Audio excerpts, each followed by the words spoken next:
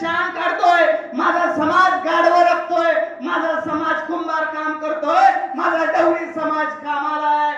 त्यामुळे आमच्या या समाजामध्ये आर्थिक दृष्ट्या मागासले बघाय आणि म्हणून आम्ही या ठिकाणी येऊ शकत नाही.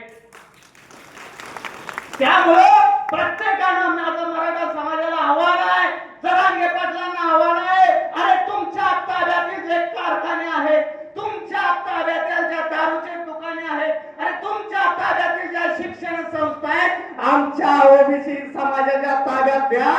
मुंबई काय आता देश हलवायची जबाबदारी आमची आहे. अरे आपण काय, आम्ही आईचं दूध पेलेली माणसं आहे, आम्हाला काही पाटली न पाजलेलं नाही. आमचा बा ऊसतोडीला जायचा कोयत घेऊन. अरे या महाराष्ट्रामध्ये सत्ता हलवायची असेल तर ओबीसी समाजाला विचारल्याशिवाय सत्ता हलत नाही. आणि हे ओबीसी समाजाचं एक युद्ध आहे, हे महाराष्ट्रातलं युद्ध आहे.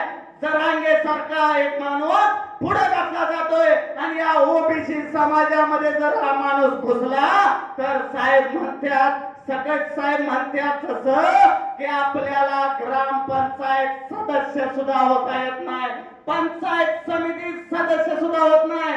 त्यामुळं या मराठा समाजाच्या आरक्षणाला जर रोखायचं असेल, अरे उठ ओबीसी जागा हो आणि आरक्षण वाचवणाऱ्याचा धागा हो. उठा, जागा हो आणि आपलं आरक्षण आपण वाचवा. तुम्हाला कोणी वाचवायला येणार नाही, तुम्हाला कोणी मोठं करायला येणार नाही. स्वतःला मोठं करायचं असेल तर स्वतःला सिद्ध करावं लागेल. माझा पैसा जातोय, माझा कोंबड्या अजून ह्याच्यात कोटायच्या, माझ्या मुलाचं नुकसान होतंय, आमचं पण होतंय ना.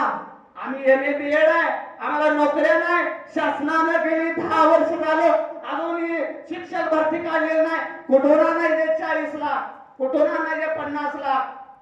त्यामुळे इथून पुढच्या काळामध्ये सांगोला तालुक्यामध्ये ओबीसी समाजाचं अष्टप्रधान मंडळ तयार होईल. ज्या प्रकारे छत्रपती शिवरायांच्या काळामध्ये अष्टप्रधान मंडळ होतं, आर्थिक खातं